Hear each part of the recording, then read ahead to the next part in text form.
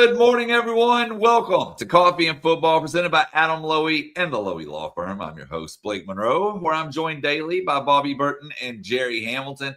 Tell us where you're checking in from this morning, what you're drinking, get your questions in. We are 17 days away from kickoff, getting closer and closer. So be sure to tell us who your favorite number 17 is as well.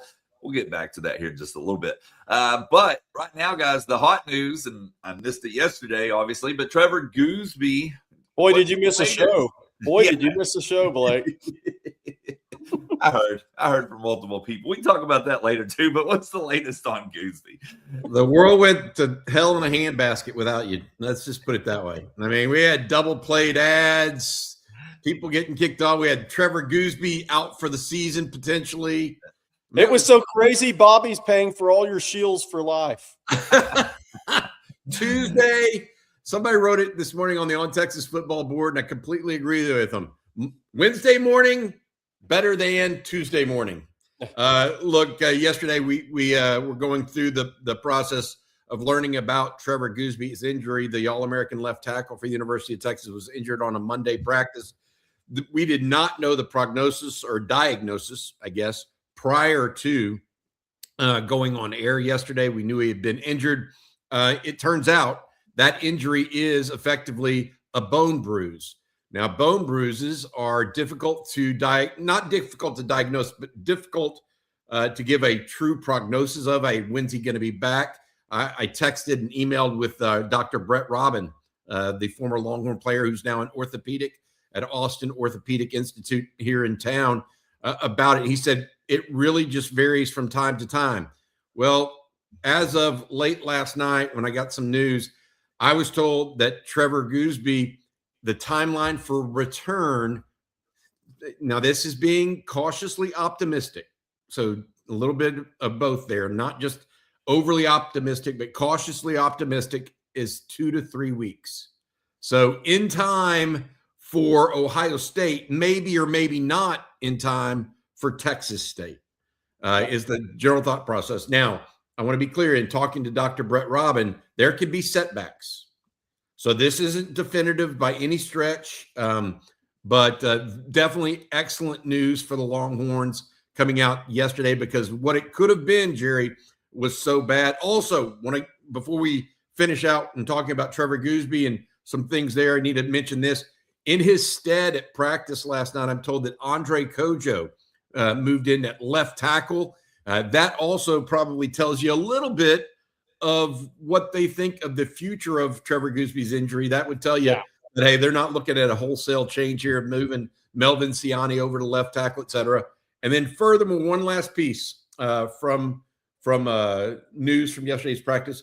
Raheem Biles, the young man from Pitt, transfer back at practice yesterday, as well as Ty Anthony Smith and a handful of others. So anyways, long story short, good news, as good as can be expected, I guess, on Trevor Gooseby, the move to left tackle of Andre Kojo, and then Raheem Biles back on the field yesterday afternoon. Yeah, I think the thing with this is Gooseby and Texas got very lucky on this. Yes. Because look, I mean, when you're a 300 plus pound athlete and you are planted, your foot is planted, and you have that level hyperextension, which he did. It was a non-contact, but his arms were extended about to make contact. That's very lucky. You see basketball guys do this all the time when they leave the floor. I'm not comparing myself. I had one of these as a sophomore, and it was painful. But you leave the floor and you come down if that knee hyperextends. Giannis had one with the Bucks. People thought he was done for the year when it happened, and he was back in a couple of weeks. But you see it in basketball more than football. But that injury, Trevor in Texas got very lucky on that. I'm here to tell you, and it's great news for Texas. So that's keep your fingers crossed. But Texas got some fortunate injury luck with Trevor Gooseby when other teams in the conference and around the country have not. I mean, Oklahoma's center is probably out. They're saying, most people are saying out until the Texas game at best. And he's their most valuable offensive lineman at Oklahoma. Tennessee's lost 3 defensive starters for the year so far, and it's August 19th. So Texas had some great luck. Trevor Goosby, great for him. That would have been a devastating injury for a guy that's a projected first-round pick to miss his entire final season. It wouldn't have been his final season, projected final season. But he got lucky. So it's good to be a good athlete. I'll say that. Yeah, Alec Osborne, if he's not up 90%, keep him out for Texas State. I will say this. Given Steve Sarkisian's inclination and approach to injuries, I don't think 90% will necessarily be enough to get him on the field. Yeah. I mean, so I will say this. I'm really, historically speaking, Sark and his approach to injuries have been very cautious. No two ways about it. He will hold people out with nagging or just little minor injuries. I think Sark realizes the wear and tear on the body as well as any coach Texas has had. He does not force guys back early. And I think it's been to Texas' benefit. If they're lingering injuries, let them sit. I think I feel good about how Texas is going to handle this. And obviously, it's good news for Trevor Goosby. And as Jerry mentioned, the Goosby family as well. I mean, that would have been devastating news, right? Guy that's projected top 15 pick, maybe the first tackle off the board. And if people have asked, and Hank South was telling me yesterday, some people asked on the message board, how do you have a bone bruise off of a hyperextended knee? Easy. Yeah, it's very common, actually. Yeah. And it can be devastating, to Jerry's point, but it apparently did not carry with it a fracture. Yeah. Which is that's when you start getting 4 months off. Or that micro fracture is that's the bad part of that one. Yeah. So, hey, Bobby, while we're on the subject, before we move on, so Kojo and Coleman took reps with ones yesterday at left tackle. Obviously, and people know this, but just to revisit it, during this time while Goosby's out, it's pretty valuable time for some other guys. Jordan Coleman ran with the ones all of last spring at left tackle. Now, that was probably out of necessity as much as it was choice by Texas, because Kojo was out, Goosby was out. Jonte Newman had just got to Texas and was getting his feet wet in the Texas program. Newman ran with the twos, and I have a story on this on OnTexasFootball.com this morning, kind of filling in for Goosby. Jonte Newman got a lot of run with the twos at left tackle in Saturday's scrimmage. So I think you're going to see them work some different guys and kind of open it up for a little bit of a competition, Bobby, and see where it goes. Yeah, we'll see. I think that my take on this is moving Kojo over to left tackle tells me that that's going to do it. Now, 78, Jordan Coleman is going to help Texas this year at some point. Yeah. I don't know if that's going to be at tackle, at guard, but I think that he's the most ready to go of that group. So we'll see what happens there for Jordan Coleman. But just great news for Trevor Goosby. No two ways about it. And as someone wrote on TexasFootball.com this morning, yes, Wednesday morning is much better than Tuesday morning, because also Blake Monroe is back. And at the controls, and Bobby Burton is not. That is definitely a good thing for the sanity of the rest of the viewership, I think. Blake does a great job. Then also we hit 300,000 subscribers on YouTube today. Guys, that's phenomenal. Thank you all very much. We're going to continue to try to do our best to bring you all as much information as we can and continue moving this forward. We think we've got a really positive community here, one that Longhorn Nation can be proud of. So thank you all so much for being a part of it.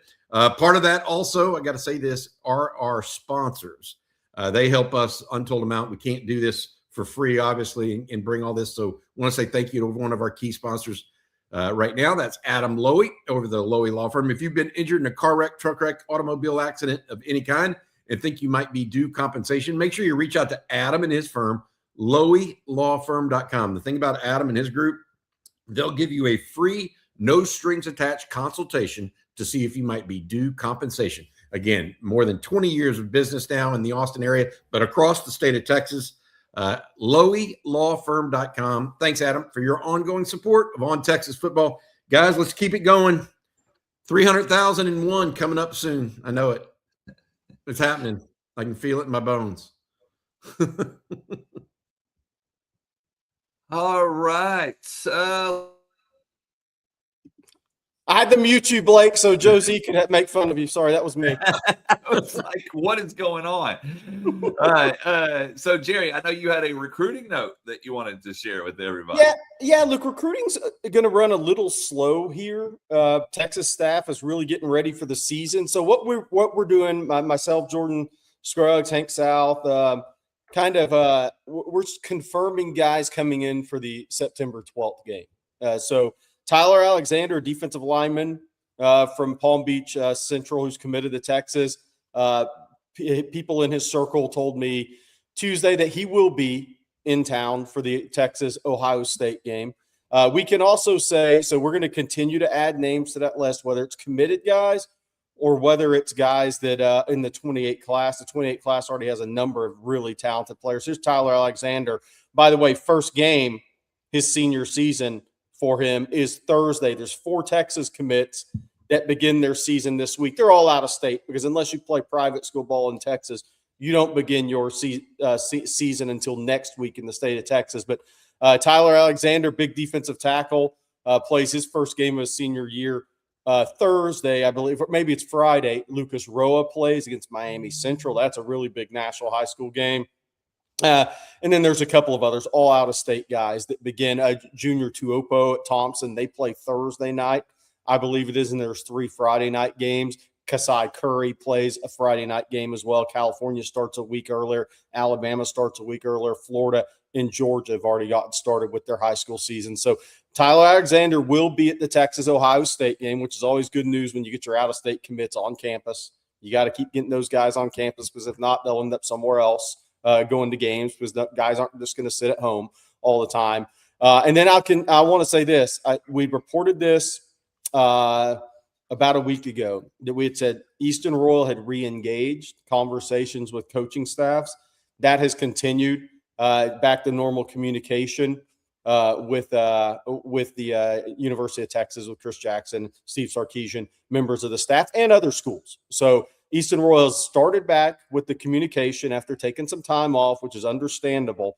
And that recruitment will be a fourth quarter recruitment, guys, but the communication is back with him and his circle. The communication with his circle in Texas had never stopped, but Easton took some time off. But he is now back with communication with the Texas staff and other staffs, and that's been consistent now for a couple of weeks.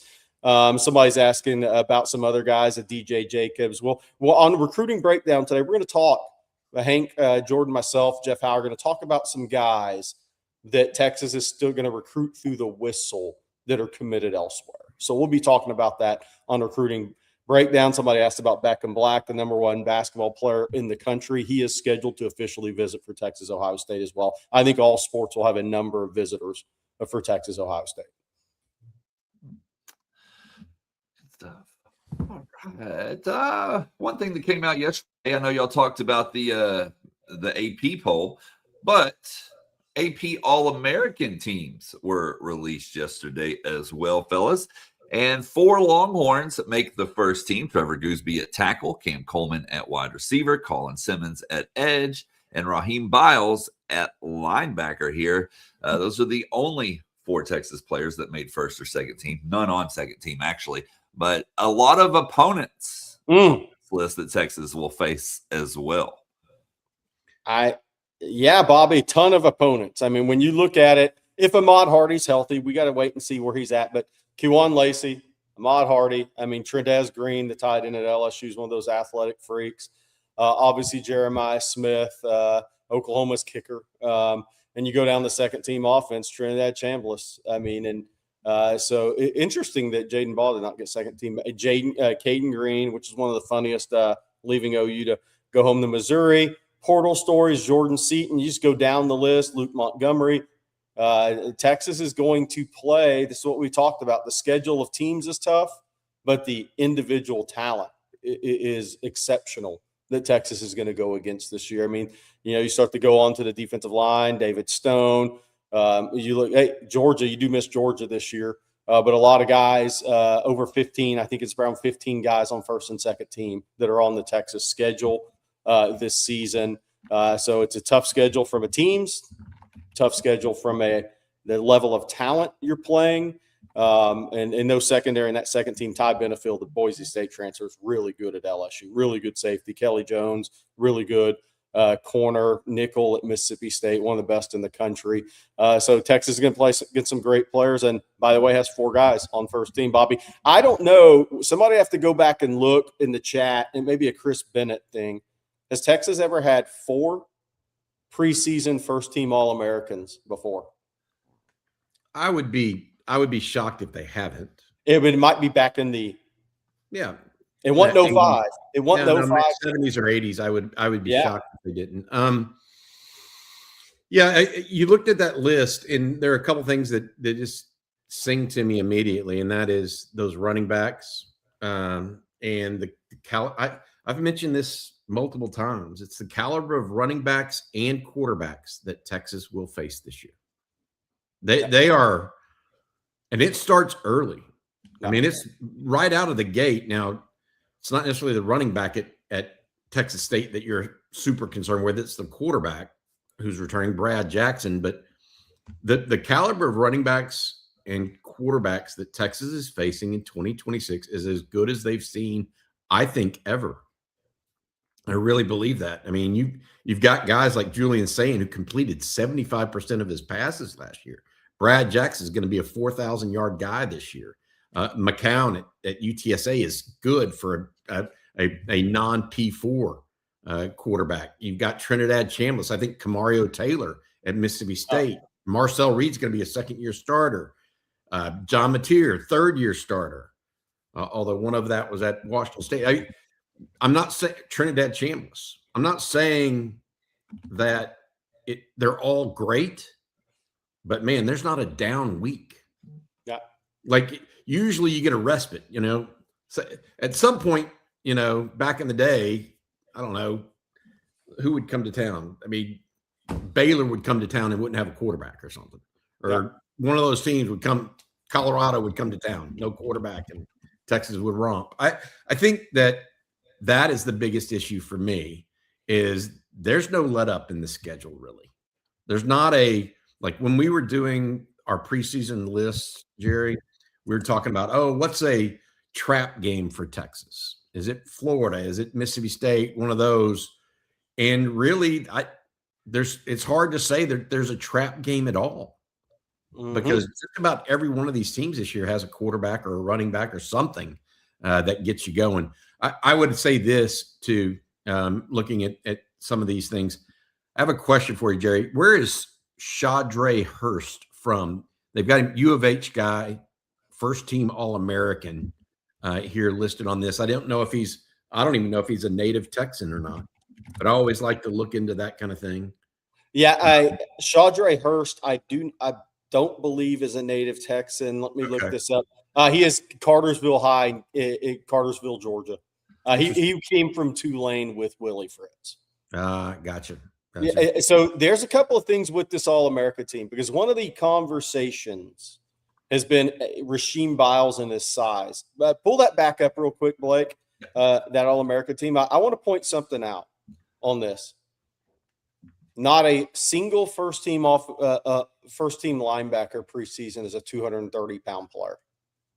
Hardy's 225-ish at Indiana. Atkins is 210, 215, probably 215 at Auburn. Biles is listed at 222, so probably 219 to 222, depending on when you weigh the guy.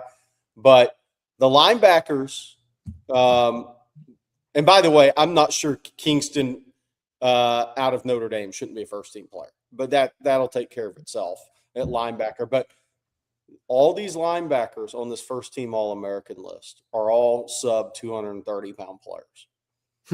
But you know what Biles and Atkins, you know what they are? They're playmakers to the extreme. Xavier Atkins had 9 sacks last year. 9. Rasheem Biles, everybody knows, causes turnovers. Hell, he led the nation in block punts his freshman year. And Hardy, obviously, is a really good player at Indiana. So They went playmakers oversized, which is interesting. But again, the guy at Notre Dame who's second team, I believe will end up being a first team All-American when all said and done. The other thing is, somebody could count it up. How many of the first team guys are transfers? How many of them are transfers? A lot. A lot. Yeah. Hey, we got For the ones that listed for Texas are, right? Yep. We got a super chat that I need to jump over to, not to switch gears too much here, but Longhorn Frenzy with the huge one. Thank you, sir. Appreciate that. He says, congrats on hitting 300,000 subscribers. Been a day one OG. Easily the best Texas site. Thank you all for what you do. Look forward to seeing y'all at the tailgate this year. Hook 'em. All right. Hey, that deserves the big hat. The 300,000 deserves the big hat. And Trevor Goosby's injury news deserves the big hat. So I'm going big hat for a little while this morning. Thank you, Longhorn Frenzy. And I do look forward to being out this year. Yeah. Bad day to be out of corn dogs, too. I would have broke one out. I literally don't have any right now. It's a sad day in the Hamilton household. I was going to say, you're the only one that, it would be one thing, Jerry, if you had some kids under 10 in your household and you had those little mini corn dogs, but most adults don't keep corn dogs in their refrigerator. I mean, I just want to put that out there. There's so much celebrating in Texas. I mean, you have to have them on. By the way, if y'all don't think the Chihuahua didn't take some nipples of that, y'all are nuts. He likes it. Not with mayo. The Chihuahua likes the corn dog. Oh, my goodness. Well, we're going to get one to Rod's new puppy and break Rod's heart. I'm going to sneak a corn dog into the new puppy, and the corn dog's going to eat that, take a big bite out of that, and it's going to break Rod's heart. Well, thank you.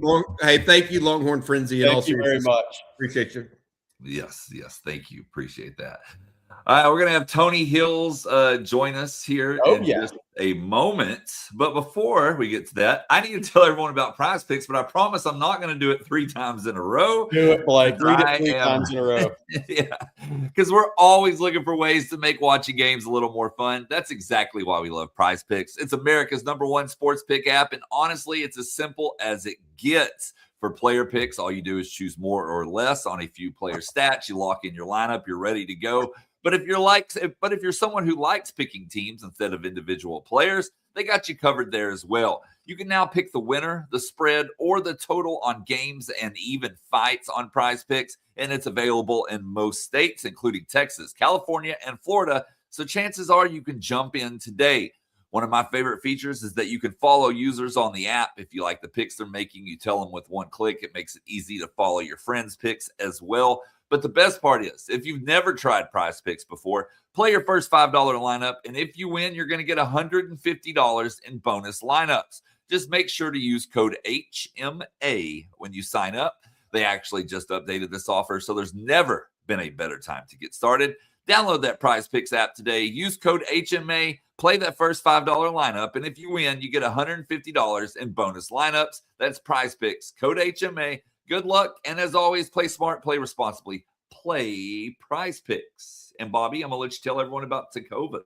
Yeah, big believer with that a good pair of boots can pretty much go anywhere, and that's what I like about Tecovas. They make boots that look great, but they're also comfortable enough that you actually want to wear them all day. Every single pair of Tecovas is handcrafted in Leon, Mexico, and their boots are made with more than 200 steps, all by hand. The biggest thing for me is they feel broken in right out of the box. You're not buying a pair of boots and then spending the next month or two trying to make them comfortable. And of course, time of year, it's perfect for them. Football season is here. Tailgates, like Longhorn Frenzy just mentioned, are starting back up. And Tecovas has styles and colors that work great for game day. You can wear them to the office, out to dinner, to the tailgate, into the stadium. You might even be able to put something in one of those boots, if you know what I mean. They're easy to dress up or dress down. They've also got a full lineup of men's and women's apparel, bags, and leather goods. And with more than 45 stores coast to coast, you can stop in, get fitted by somebody who actually knows boots, grab a complimentary drink, and find the pair that works for you.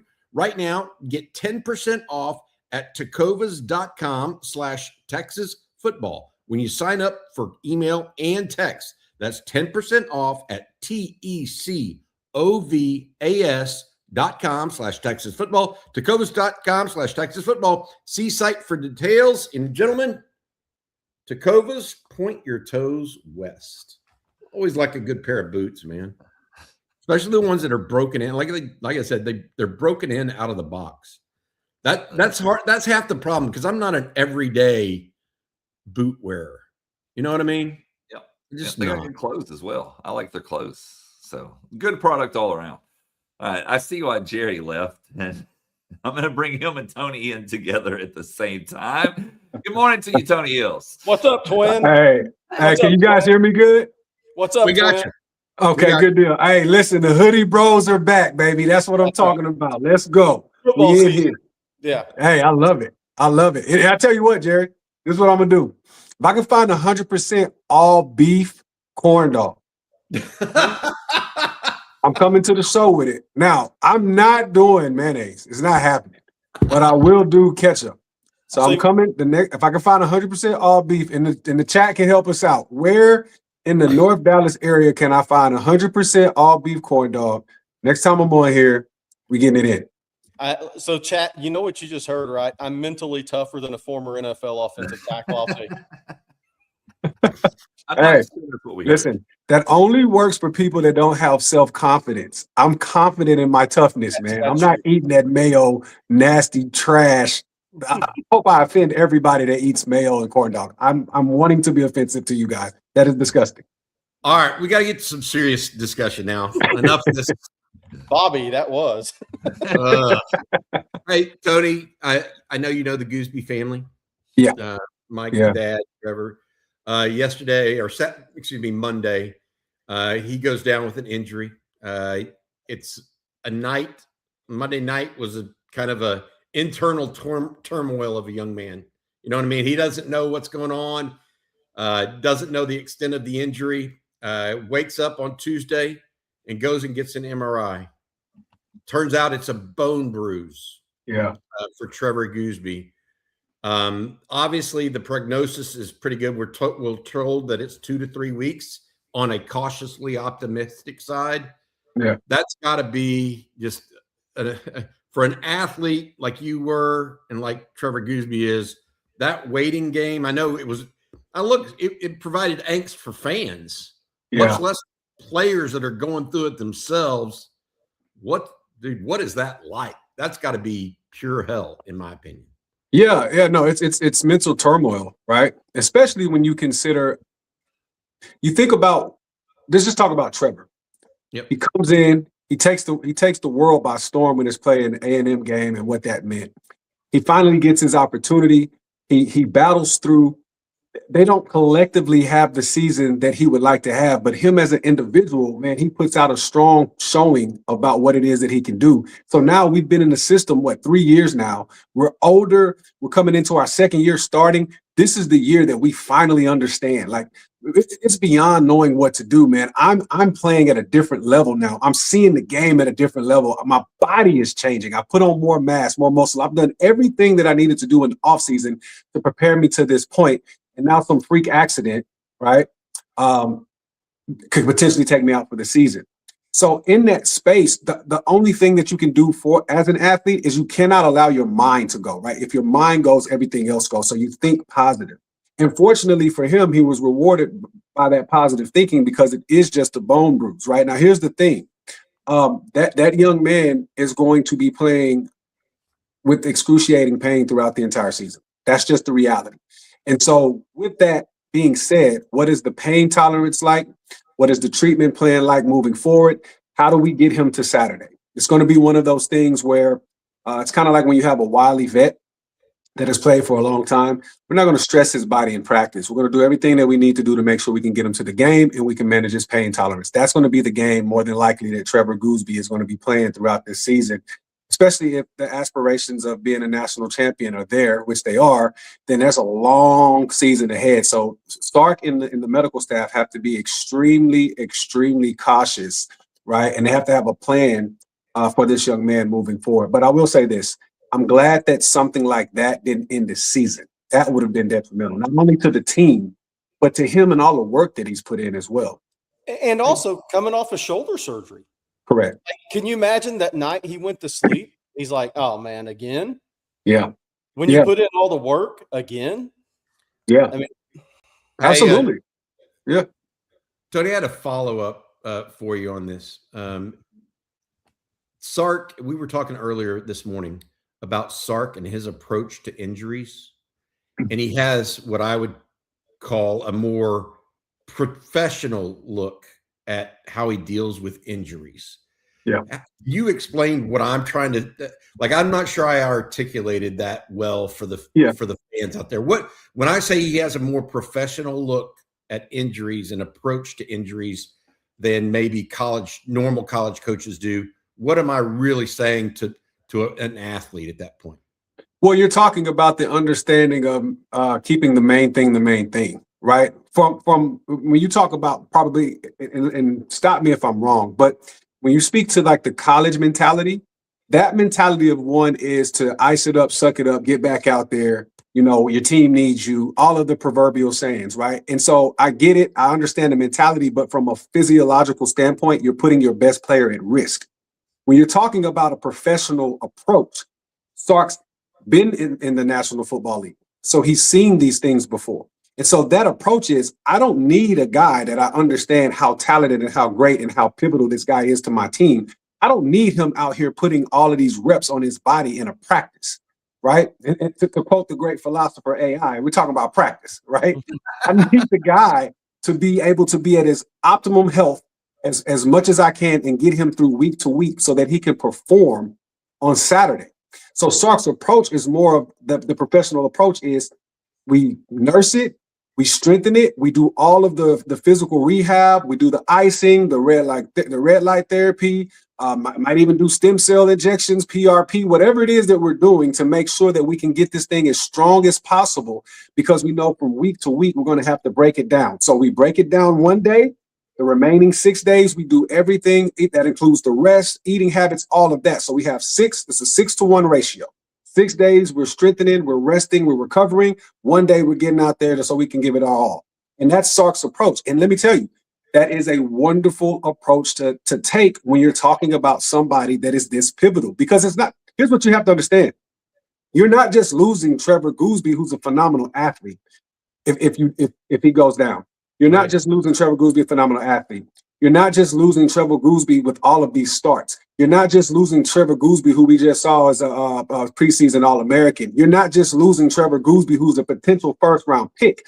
You're losing Arch Manning's blindside protection. So now when you start to think about looking at things from a 30,000-foot view and how pivotal and important this particular individual is for the entire team, that affects everybody. So when you say taking a professional approach, Bobby, you're talking about being able to understand, how do I get this guy nursed so that I can have him each and every game day, because that's the main thing. Keep the main thing the main thing. I like that. Yep. Yeah. Hey, Tony, Sark said something Monday that caught my attention as much as anything he said this year in a press conference since fall camp started.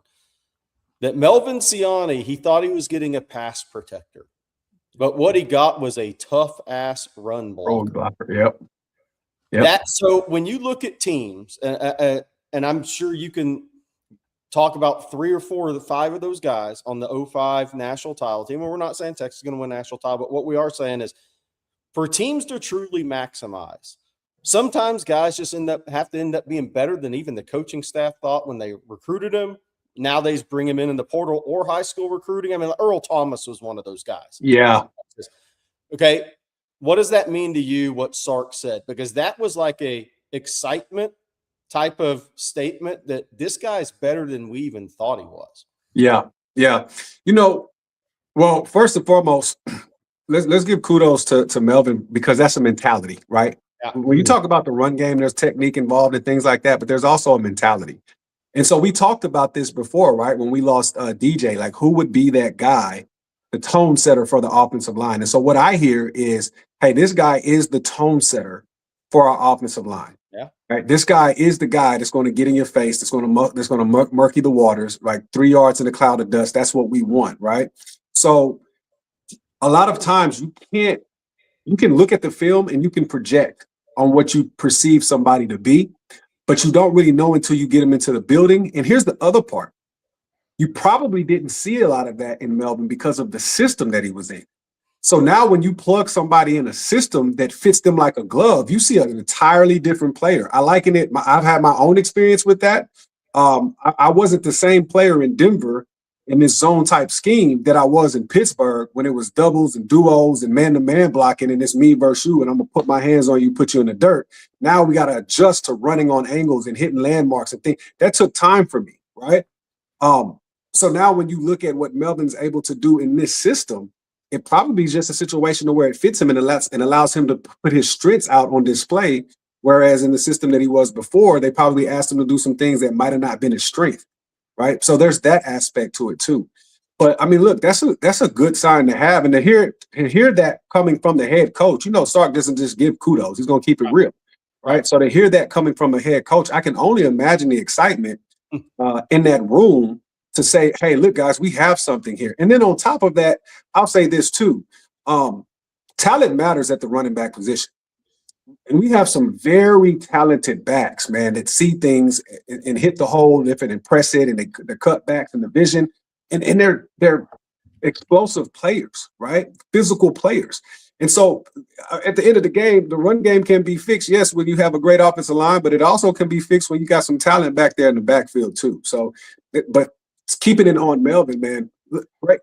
Great job by him. Because I don't think I'm gonna land the plane, but I want to give the people what they want, right?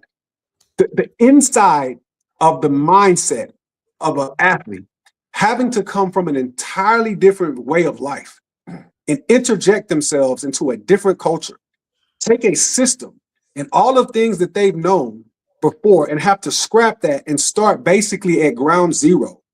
Take that on and then dominate that just doesn't happen. So it tells you the type of player he is psychologically as well as he is physically. And that's the thing for me that excites me, because I like smart, physical, athletic offensive linemen, man. You get those type of guys, the sky can't be the limit because there's footprints on the moon, but like we're up there.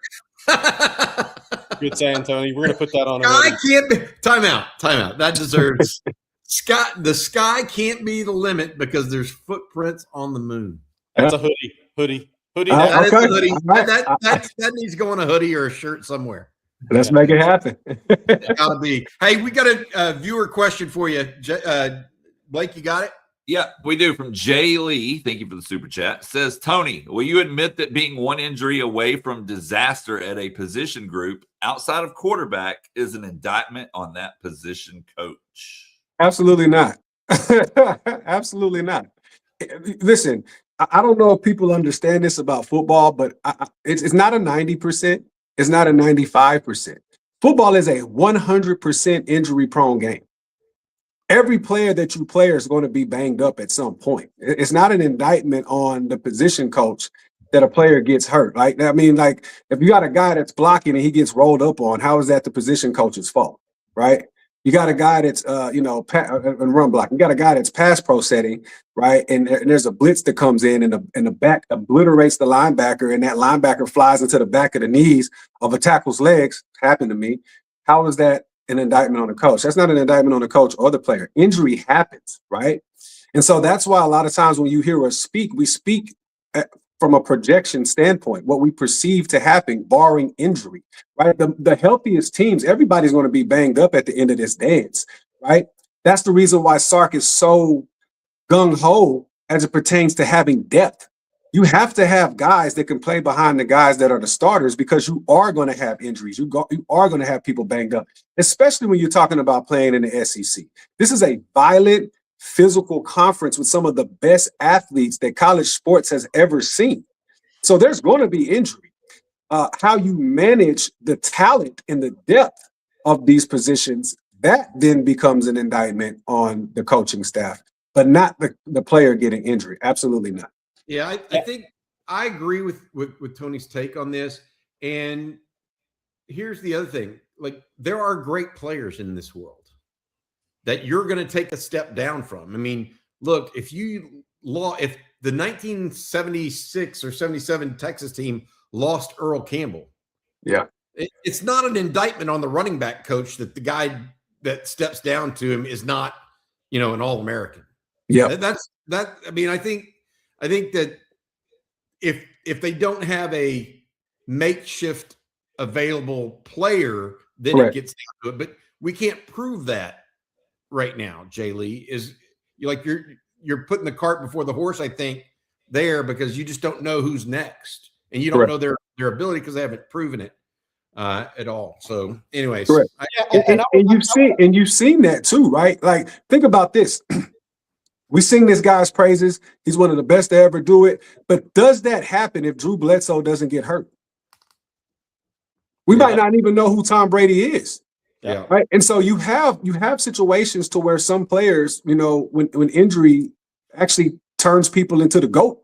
You know what I mean? So like it's like a Rubik's Cube, man. It's an ever-changing color block, like to figure this thing out. And that's the reason why depth is so important. You go and you recruit these guys, people that you believe have the potential. Like one of the things Mike Tomlin used to do when I was there, he used to tell us all the time, like, hey, the guys that are at the starting 11, y'all are starters and waiting. We don't have backups, right? And that mentality made you stay on your toes. And there's been plenty of time with me being a relief player to where we were able to keep the season going because of the trust and the faith that they had in me and the play that I produced on the field.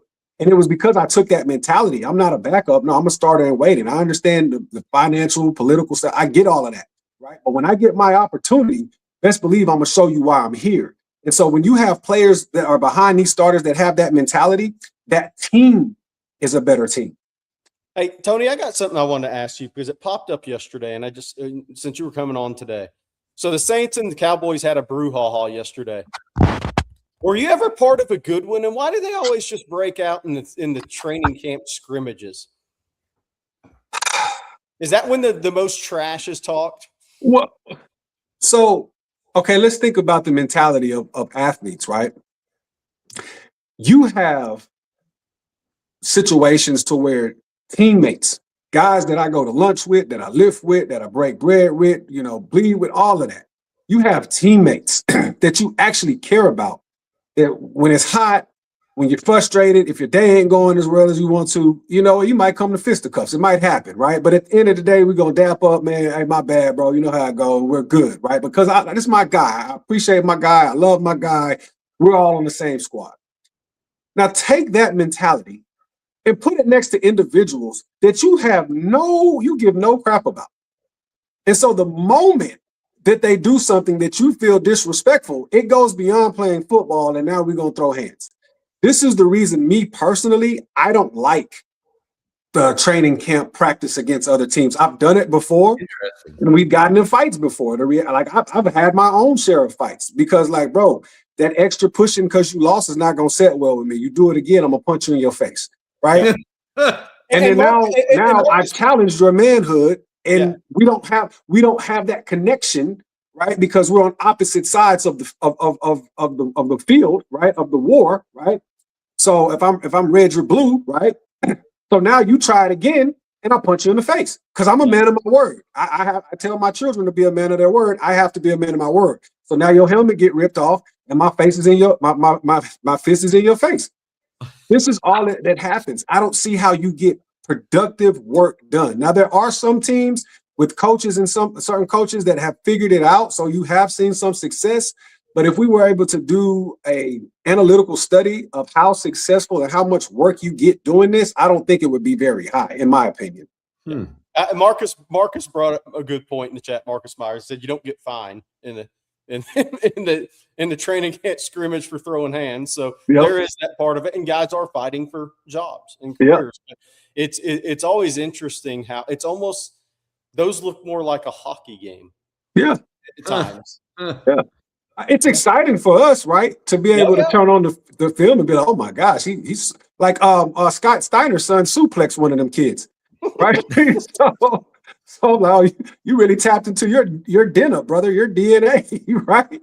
But it's like, but we're here to work though too. And the reality is that type of behavior is not going to be rewarded on the football field. It gets you a flag. It gets you a penalty. It shows that you're weak-minded, right? And it shows that you put yourself above the team. There's been certain times where, in a game, so I felt somebody did something to me, and I wanted retaliation. I was like, I'm gonna have to get it back into play. I can't get it now because I can't hurt my team. 3rd and 12, we have a good block, and a back springs for a first down. The guy's chasing. We're running up for a 2-minute job, and as I'm setting up, he jumps over us and punches me in the face as he's doing it. Right.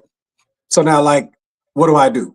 Say to hell with this play and bull rush this guy, or do I take it and then look for my other opportunity? The person was Connor Barber too, and if I see him, it's on site. I'm just letting you know that right now. But you got to put that to a side and be about your team, and it's about playing the game. It's about football, man. Yeah. Hey, by the way, Tony, we'll see you Saturday. Yes, sir. I'm excited about that. I'll bring the all-beef corn dog. Oh, okay. There you go. And I'll bring the ketchup. I'm going to have ketchup package. We'll do a little Instagram live. I'm with it. I'm with it. Well, Tony, thank you so much. Appreciate you as always. Thanks for joining us. Hey, man. Absolutely, guys. Appreciate you guys. Hook 'em, man. Hook 'em, brother. Thanks. Always a good time with Tony. Yes. I had to ask the NFL training camp. I just wanted his perspective on that. It turns into a hockey game. All right, Jerry, before we move on, I need you to tell us about Shields this morning. Oh, yeah. 10 days away, August 29th, Central Texas gets an upgrade. Shields is opening in Cedar Park with a huge all-new store built for Texas hunters, anglers, campers, and weekend warriors. Gear up with trusted brands from boots and backpacks to rifles, rods, and reels, plus clothing and footwear for the entire family. Explore one of the largest outdoor selections around, all in one impressive store. Join us August 29th for the grand opening of Shields in Cedar Park on Texas football. We'll have boots on the ground. Come say hello. And Bobby, if you would be so kind, tell everyone about the eBay Live event coming up. Yeah, Austin, get ready. eBay Live is coming to Texas. Kick off the college football season with us on Sunday, August 30th at Victory Lap on West 24th Street from 5 to 9 p.m. Come see appearances from Colin Simmons, Ryan Wingo, Emmett Mosley, and more as they go live on eBay Live to sign and auction exclusive memorabilia in real time, all hosted by former Longhorn Emmanuel Acho. Plus, enjoy fan experiences, giveaways, and plenty more throughout the night. Victory Lap, August 30th, 5 to 9 p.m. Kick off the season with eBay Live in Austin. I want to also mention a couple other opportunities you guys have to meet and greet with folks. This coming Thursday, Jerry Hamilton, tomorrow night, will be up in Fort Worth for the Texas X's of Fort Worth dinner/happy hour, however you want to put it. And then Saturday, Jerry and I will be in Dallas meeting with the Dallas Texas X's at Happiest Hour at 11 a.m., along with a number of former Texas players. I want to say this about that Dallas event, and this is important. They're raffling off 2 pairs of Ohio State tickets at that event on Saturday.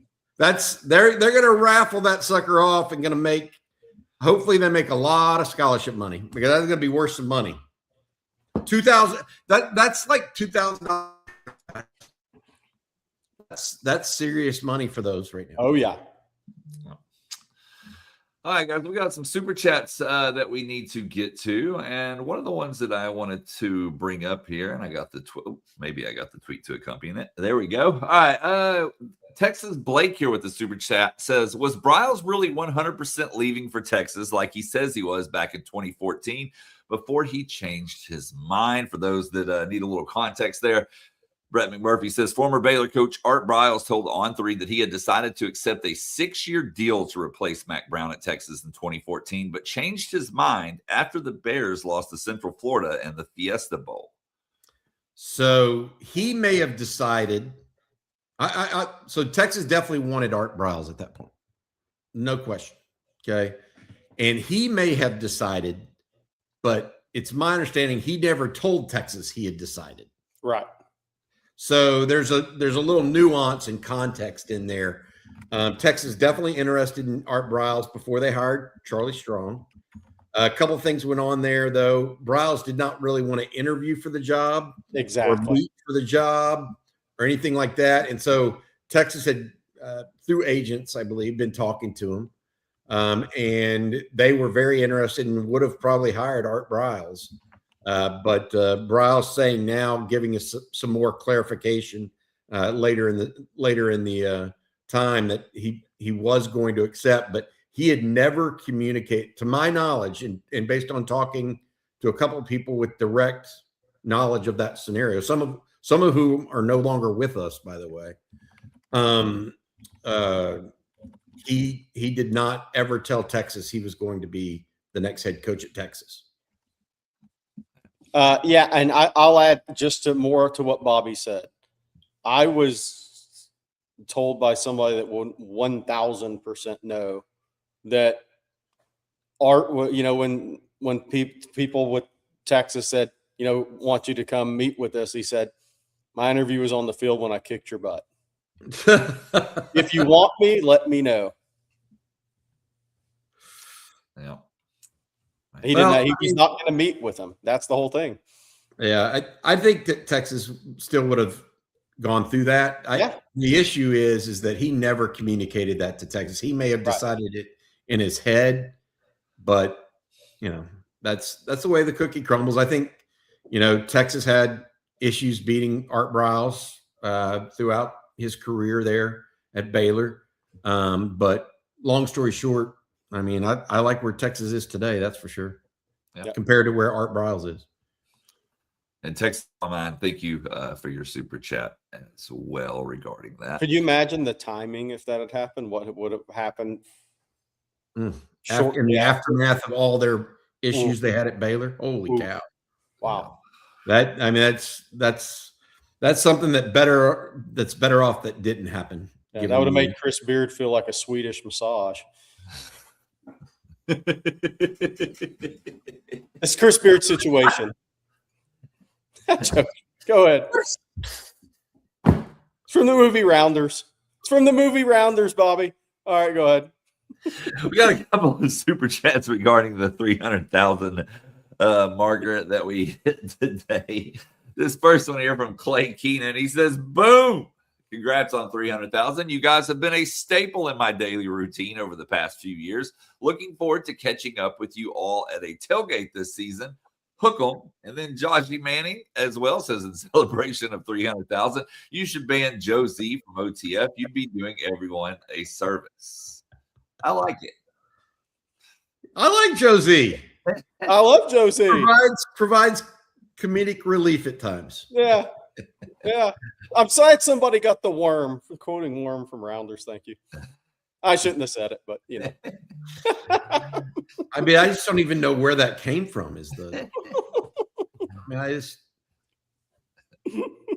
No filter in between the brain and the mouth for Jerry. Zero. I mean, zero. Rounders was a great movie. Oh, man. All right. We got more super chats. And Joshy, thank you as well for yours. And Clay, appreciate the both of y'all. Antoine, thank you. Says, can we get a Butch Hadnot, Mike Adams, James Brown, or Donnie Little interview? Oh, Donnie Little would be tremendous for me. Would be awesome. I grew up watching him. James Brown. I think, is James a pastor nowadays, Jerry? No, he was coaching at Lamar University for a while, and I think he's in the Austin area now. I don't know what he's doing. Mike's been in the Austin area, but also in the I think Mike's been in the Austin area. Butch Hadnot, I have not heard from lately. Yeah, not heard from. Nooped says, I'm friends with Hadnot. Would love to have him on, Nooped, if you know a way to get in touch with him. Yeah. Hook it up. Please reach out to ontexasfootball@gmail.com. Oh. Also, worth mentioning, we'll have former Texas tight end David Thomas on tomorrow morning. I'm so excited about that. He is just I think David Thomas is one of the most underrated Texas players of all time. I've always thought that, Bobby. What he did on that national championship, didn't drop a ball. Yeah, all year. All year? All year. Not just in big, a game, but all how many year. big third down catch receptions did he have? The effort blocking. I mean, I think he was a leader too. I think he had natural leadership to him. He clutch against USC. I think he's one of the most underrated players of Texas in my adult years. I'll tell you another thing. His teammates speak highly of him too. Yes. That's one of those. He's one of those guys where, and I know Marcus probably shaking his head yes, and Will Matthews would too. He's one of those guys that showed up every day. Hey, by the way, this is good. If you didn't hear it yesterday or last night, Bryant Westbrook was on the Tuesday night live stream with the guys with Rod B.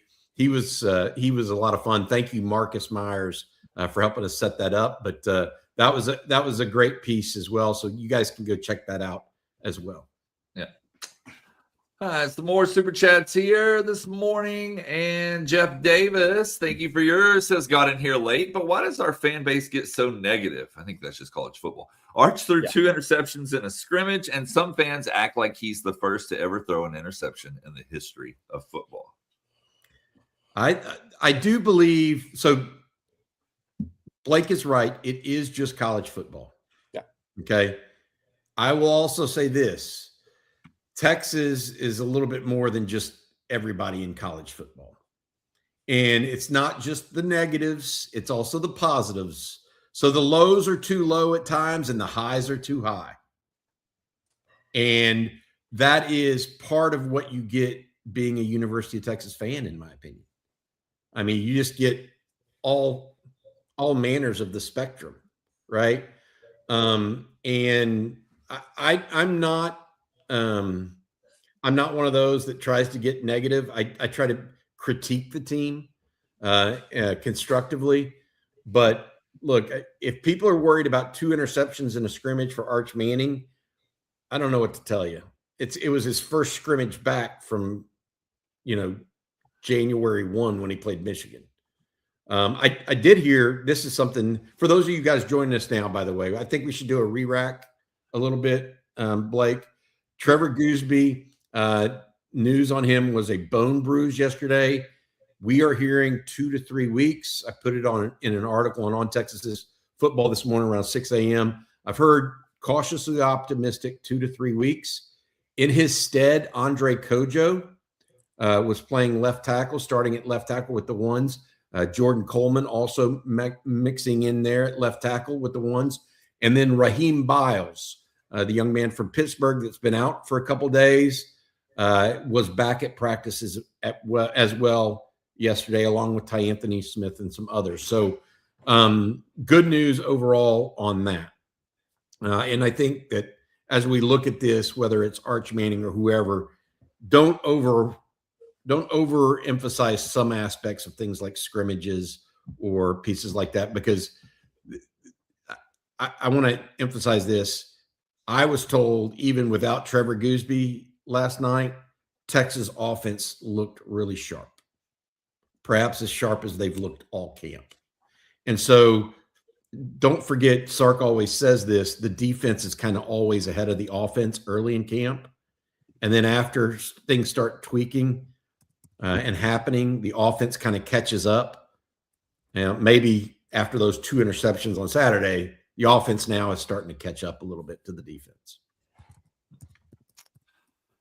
All right, we got another super chat or 2 to get to and a couple of other questions. But first, Bobby, can you tell us about the good folks at Poncho, please? I can do that, Blake. Thank you for letting us talk about Poncho here. Their game day collection, you can see our friend Colt McCoy there right now. Poncho makes the ultimate performance shirts for the outdoors. It's become my go-to for all seasons. Definitely the best looking and most comfortable shirt you can wear. And now they have their game day collection. Poncho has Texas fans covered for college football season.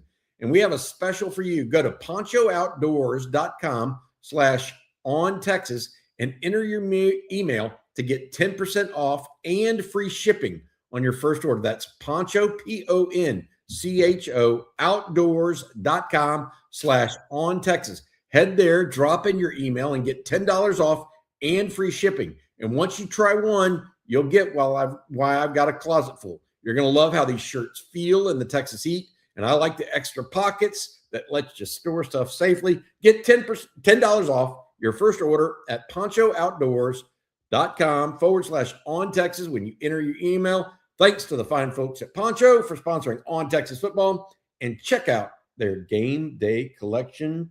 You too can look like Colt McCoy. Hey, I got to bring something up. Derek's 3.383. LSU defense seems to be way behind their offense. I haven't read up that much on LSU yet. Bobby, did you hear they had 170 play scrimmage over the weekend? 170 plays is what was reported by people that cover LSU. That is an unbelievable number. Like, that is a wild number for a scrimmage, 170 plays. Somebody feels like they have to beat Clemson game one. Get that. That's a lot.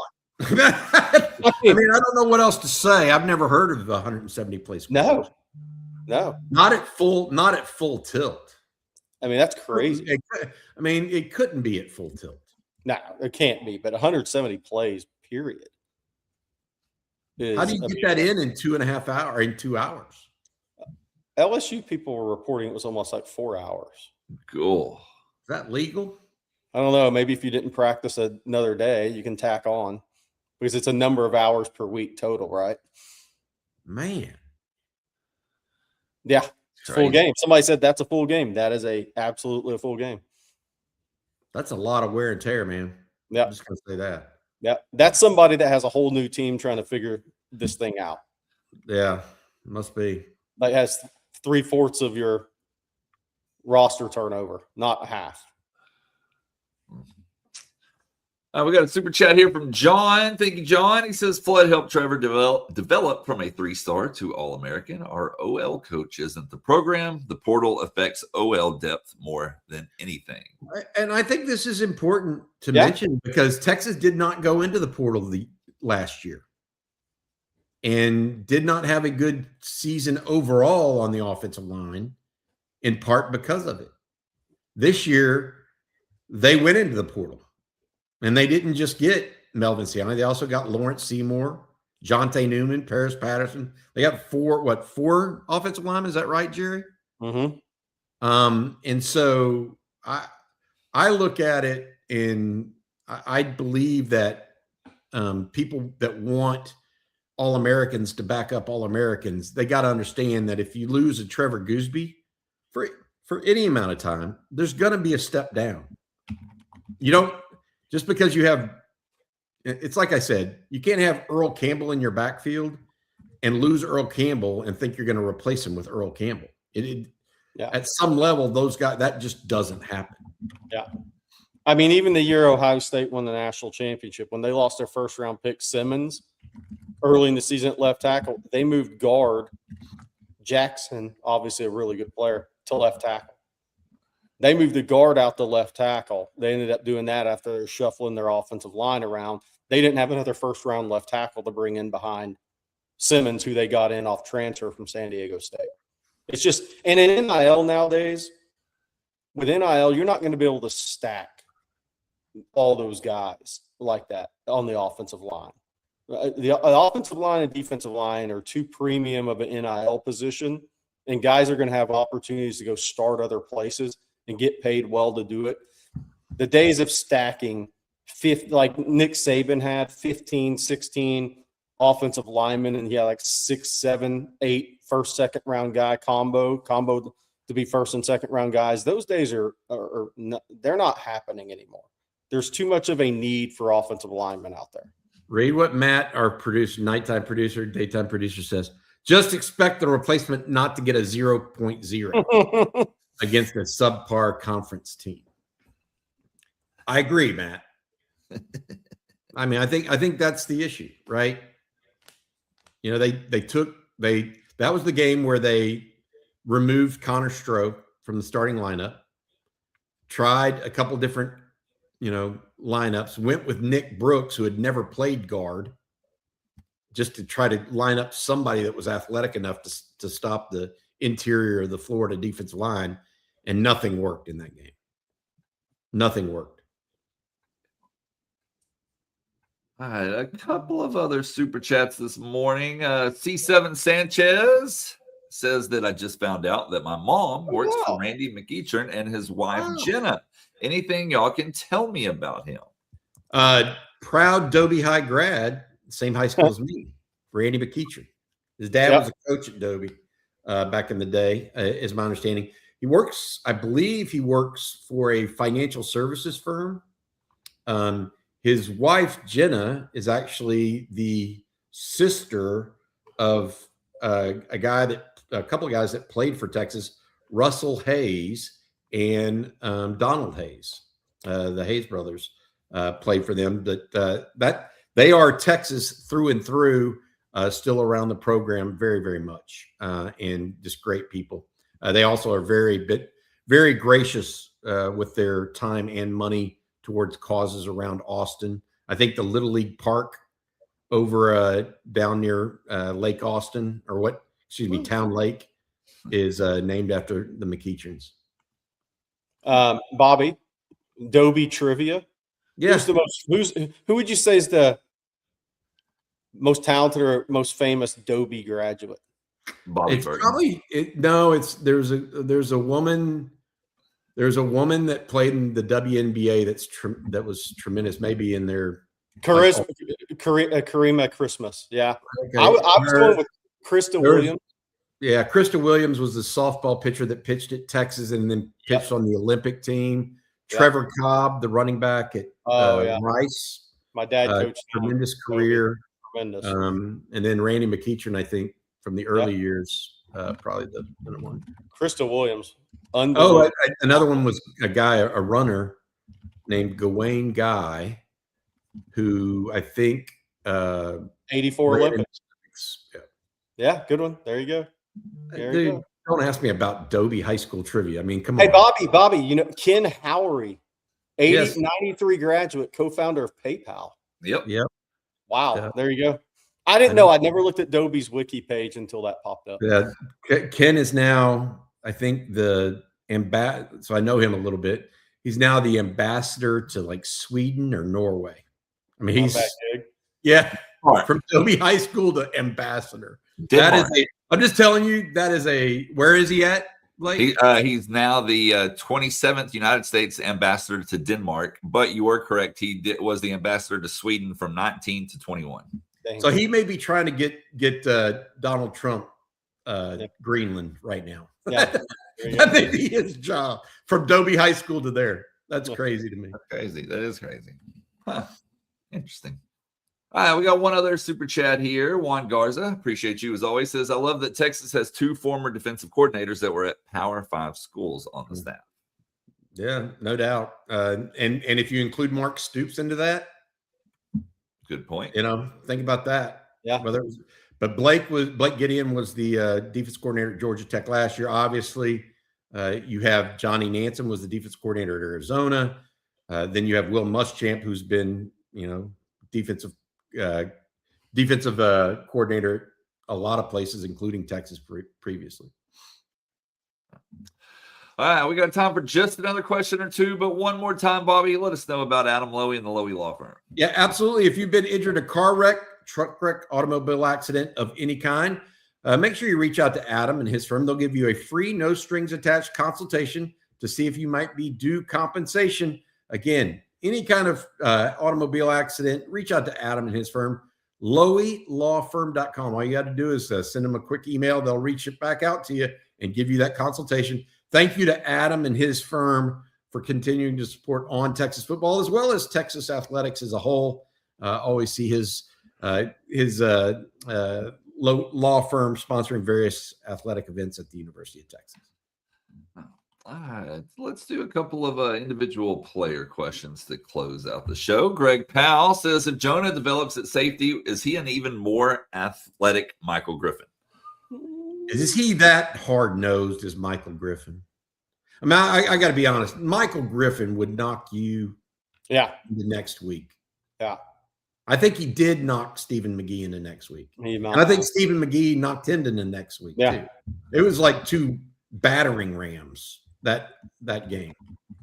If you go pure athleticism, I mean, Jonah's a great athlete. I mean, we're getting down to this. Like he might be more athletic. He may not be ever a better football player. Right. And by the way, Michael Griffin stayed healthy. Oh yeah. He just with health comes confidence. But I will say this, Bobby. I mean, Jonah made a couple of good open field tackles. I mean, like he showed up Saturday, and Sark mentioned that because they were always kind of waiting to see, because you're not going to come out and be super physical after the shoulder surgery. And then Sark mentioned we were waiting to see kind of when that physicality was going to kick in. I think the Texas staff saw a little of that Saturday and excited him. So we'll see where it goes. I think he has a long way to go to be as good as Michael Griffin. I'm going to put that out there, because Michael Griffin wasn't just athletic, wasn't just hard-nosed. He was also intelligent. He learned the game of football over time. Jonah is just starting to learn the game of football at this level, in my opinion. He hadn't had a football offseason in years. Yeah, whereas Michael Griffin, we saw him over time do that. Another thing about Michael Griffin people don't realize, he played a ton of offense in high school, played all over the field. He was a little bit of a student of the game. I really, really thought he was terrific coming out of high school. Had him one of the top 10 players in the state, whereas most people just had him down in the 40s or 50s. But I saw him at the 7-on-7 state championship, just tremendous instincts for football. All right. And then we have a question here from T-Game. He wants to know, how's John Turntine doing? Turntine's doing well. They like Turntine. I mean, look, these guys have to progress. They have to develop. He's right around 295, 300 pounds. I know a lot of people were worried about his weight coming out of high school. I was trying to tell people, don't worry about it. He'll be fine. And he's around 300 pounds. I think he'll probably level out at 310, kind of max out his frame at 310, maybe low 3 teens. I don't see him getting much bigger than that. But I think he's the best athlete on the offensive line at Texas. Him and Trevor Gooseby are the 2 best athletes on the offensive line. Now, Trevor had his time to develop. He had to develop his frame and develop as a player, and I think Turntine is on that type of path. Turntine's playing more right tackle, Bobby, in the fall than left, to my understanding. Is that correct? Yeah, that's been correct at this point, but he is rotating different positions. He's mostly third team. Yeah. I mean, he's a true freshman. Yep. But talented. A lot of body quickness. And we will do one more to close out the show here. Let's take this one from Antoine. He says, who will be the successor to Gooseby after he leaves? We don't know. That's why they play the game, Antoine. Yeah, man, that's a good question though, Antoine. But who would you go with right now? Knowing what you know, who would you go? I think Andre Kojo, I'll say this, is the successor at right tackle, not left. Coleman, Turntine, Swanson. I got another one that's not on that. I got Jonte Newman as a sleeper. Wow. Yeah. Wow. I think Newman's got the feet, the length, the bend, the reactive quickness to him. He got a lot of second team run Saturday at left tackle in that scrimmage. At this point, I would go Jordan Coleman, guys. Or Melvin Siani if he doesn't go pro. Yeah. So there's some ors, I guess. If he doesn't go pro. Yeah. All right, y'all. That is going to do it for this episode of Coffee and Football, presented by Adam Lowy and the Lowy Law Firm. We want to thank Adam, along with the eBay Live event that's coming up, Poncho, Shields, Tacovas, and Prize Picks, all for sponsoring today's show. Bobby, what should people be paying attention to later today? Well, we're gonna have a recruiting breakdown. Jerry was talking about guys that Texas is still in on, or at least attempting to stay in on. That will be there. We'll also have the state of the program. Myself, Jerry will be talking about it. We'll be celebrating 300,000 subscribers on YouTube. Thank you all very much. This has been a labor of love for a lot of us, and I hope you guys feel part of that, because you most certainly are. Thank you all so much for that. I do want to say before we move forward, there's been news today, and if you missed it, Trevor Gooseby, bone bruise, and it looks like 2 to 3 weeks. That's what I've been told. Some other people are now saying that as well. Fingers crossed that is reality. I spoke with Brett Robin, or texted with Brett Robin, the Austin orthopedic doctor that formerly played at the University of Texas. He says that bone bruises are very questionable and temperamental. So the more you play on it, the worse it could get and delay recovery. So we're going to be monitoring that for the next couple of weeks. Raheem Biles also back at practice yesterday as well. I think that's important. And if you want, please join us over at ontexasfootball.com. We've had almost 500 people now, I think, sign up in the last couple of weeks here at ontexasfootball.com. $3 for 3 months. Join us on the message boards. The message boards are fun. Jerry, is Jerry on the message boards. Just on Texas football, we have practice coverage, breaking news, insider intel, all of that stuff for you at ontexasfootball.com. $3 for 3 months, guys. You won't find a better deal anywhere. Join us to talk Texas football all day, every day. If you're in the Fort Worth area, we'll see you Thursday. If you're in Dallas, we'll see you Saturday. Almost high school football time in Texas, too. I'm going to hit a scrimmage Friday night. So it's that time of year. It's time to hear the band play. You got to hear the band play. That's right. That really gets you. You got to go hear a high school band play. That really is the final step that gets you ready. Daniel, thank you. We do cover the hoops there, too, and love it. We will also be in Houston and San Antonio next week. Yes. As well. I've got some announcement times to put out there for everybody. And I've got Galveston, Texas Exes next Friday, the 28th. So we'll be there, too, if you live in Galveston. All over. Statewide. All over. And don't forget, we'll have David Thomas joining us tomorrow around 8:45. So be sure to tune in to that. And we hope you all have an amazing day today. We'll be back same time, same place tomorrow. So for Bobby Burton and Jerry Hamilton, I'm Blake Monroe, and we'll see you then.